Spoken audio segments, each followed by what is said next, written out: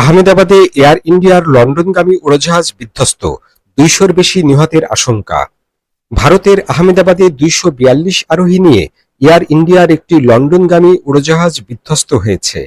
বৃহস্পতিবার দুপুরে সর্দার বল্লভভাই প্যাটেল আন্তর্জাতিক বিমানবন্দর থেকে উড্ডয়নের কিছুক্ষণের মধ্যেই ফ্লাইট AI-171 মেঘানীনগরের একটি আবাসিক এলাকায় আছড়ে পড়ে। উড়োজাহাজটিতে ছিলেন ২৩২ জন যাত্রী, ১০ জন ক্রু সদস্য এবং এটি ছিল পুরোপুরি জ্বালানি ভর্তি। উড্ডয়নের পর মাত্র ৮২৫ ফুট উচ্চতায় উঠে ভারসাম্য হারিয়ে ফেলে এবং মে ডে সংকেত দেয়। এরপরই বিমানবন্দরের কাছের বিজে মেডিকেল কলেজের হস্টেলের ভবনে বিধ্বস্ত হয়। প্রকাশিত ভিডিওতে দেখা যায় উড়োজাহাজটি নিচ দিয়ে উড়ে যাওয়ার পর বিকট বিস্ফোরণ ঘটে এবং আগুনে পরিণত হয়। ঘটনাস্থল থেকে এ পর্যন্ত ২০৪টি মরদেহ উদ্ধার করা হয়েছে।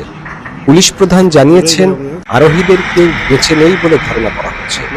বিমানটিতে ৫৩ জন ব্রিটিশ, ১ জন কানাডার ও ৭ জন পর্তুগালের নাগরিক ছিলেন, বাকিরা ভারতীয়।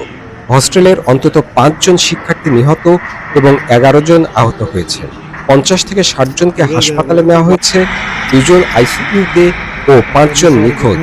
দুর্ঘটনার পর আহমেদাবাদ বিমানবন্দরের কার্যক্রম বন্ধ করে দেওয়া হয়। ভারতের প্রধানমন্ত্রী নরেন্দ্র মোদী, ব্রিটেনের রাজা চার্লস, কানাডার প্রধানমন্ত্রী ও পর্তুগালের প্রধানমন্ত্রী শোক প্রকাশ করেছেন। বোয়িং জানিয়েছে, তারা দুর্ঘটনার বিষয়ে তথ্য সংগ্রহ করছে।